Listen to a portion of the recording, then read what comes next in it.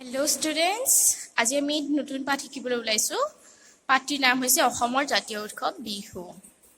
তোমালোকে উলিয়াই লোৱা অসমৰ জাতীয় পাঠ বিহু, জাতীয় উৎসৱ বিহু।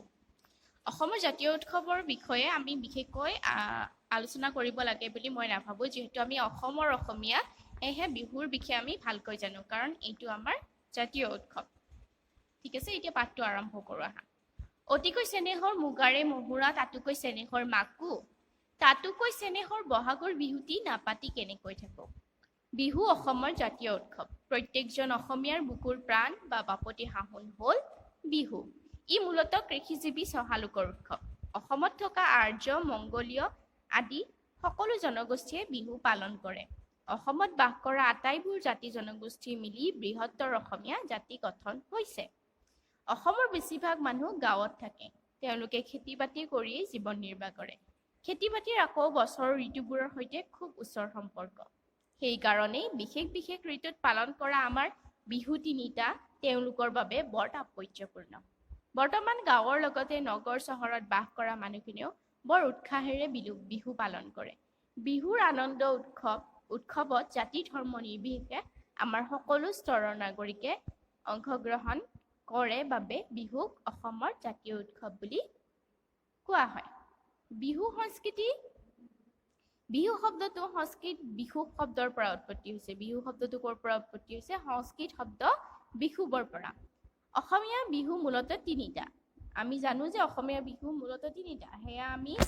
সেয়া জানো যে বহাগ বিহু, যাক আমি ৰঙালী বিহু নামেৰে জানো। তাৰপিছত কাতি বিহু আহে, কাতি বিহুক আমি কঙালী বিহু নামেৰে জানো। তাৰপিছত আহে মাঘ বিহু, মাঘ বিহুক আমি ভোগালী বিহু বুলি জানো। আগন্তুক বিহু আমাৰ কি আহি আছে? কাতি বিহু, য'ত আমি তুলসীৰ তলত চাকি জ্বলাই পথাৰত আকাশবন্তি জ্বলাই পেলাই কি কৰোঁ? আমাৰ দিনবোৰ শুভ হওক, যিবোৰ কঙালী আমাৰ আছে সেইবোৰ আঁতৰ হওক বুলি আমি সেৱা কৰোঁ। বহাগ বা ৰঙালী বিহু আৰম্ভ হৈ চ'ত আৰু বহাগ মাহৰ সংক্ৰান্তিৰ দিনাৰ পৰা। বহাগ বিহু হ'ল পুৰণি বছৰক বিদায় দি নতুন বছৰক আদৰাৰ উৎসৱ। এই বসন্তৰ উৎসৱ, এই বিহুৰ বতৰত প্ৰকৃতিয়ে পুৰণি সাজ সলাই ন সাজ পিন্ধি নতুন ৰূপ লয়। গছলতাই কুঁহিপাত মেলে। বসন্তৰ আনন্দত কুলি কেতেকী চৰাইও আনন্দত মতলীয়া হৈ কু কু কু কৈ আৰু মই কেতেকী কৈ বিনাবলৈ ধৰে। প্ৰকৃতিৰ বিনন্দীয়া অপৰূপ পৰিৱেশৰ মাজত মানুহৰ মনবোৰ আনন্দে নধৰা হয়। সেই আনন্দৰে বহিঃপ্ৰকাশ ঘটে বহাগ বিহু বা ৰঙালী বিহুৰ মাজত। গছ বনৰ পুৰণা পাত সৰি নতুন কুঁহিপাত মেলিয়ে প্ৰকৃতিয়ে ন সাজ পৰিধান কৰি বহাগ বিহুত অসমীয়াৰ প্ৰত্যেকে নতুন কাপোৰ কানি পিন্ধি ফূৰ্তি তামাচা কৰে। বিহুত তোমালোকে বহাগ বিহুত কি কৰা? নতুন কাপোৰ পিন্ধা, হয়নে? সকলোৰে কাৰণে বহাগ বিহু বুলি ক'লে আমাৰ বজাৰ সমাৰ কৰা আৰম্ভ হৈ যায়। উৰুকাৰ পৰা, নতুন কাপোৰ কিনাৰ পৰা, হয়নে? সকলোখিনি আমি বৰ ফূৰ্তি তামাচা কৰোঁ। অতীতত বহাগ বিহুত 7 দিন উদযাপন কৰিছিল। পুৰণি কালত বিহু 7 দিন বিহু পালন কৰা হৈছিল। সেয়া আছিল উক্ত 7 দিনৰ বিহুৰ বেলেগ বেলেগ নামাকৰণ কৰা হৈছিল। তাৰ ভিতৰত গৰু বিহু, মানুহৰ বিহু, গোসাই বিহু, তাঁতৰ বিহু, নাঙলৰ বিহু আদি।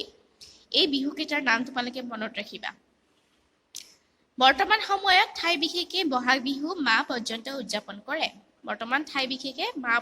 আমাৰ এতিয়া আজিকালি বিহু বুলি ক'লে ফাংচন, কিন্তু এয়া বৰ্তমান পৰিস্থিতিত আমাৰ বিহু উৎসৱ বহুদিন পালন যোৱা বছৰো পালন কৰিব পৰা নাই, এই বছৰো আমি বিহু পালন কৰিব পৰা নাই, নহয়নে? ৰঙালী বিহুৰ আনন্দমুখৰ পৰিৱেশতে খেতিয়ক ৰাইজে পথাৰত কাম কৰিবৰ বাবে ন উৎসাহেৰে সাজু হয়। সেয়েহে খেতিয়কৰ পৰম মিত্ৰ গৰুৱে এই বিহুত বিশেষ স্থান পায়।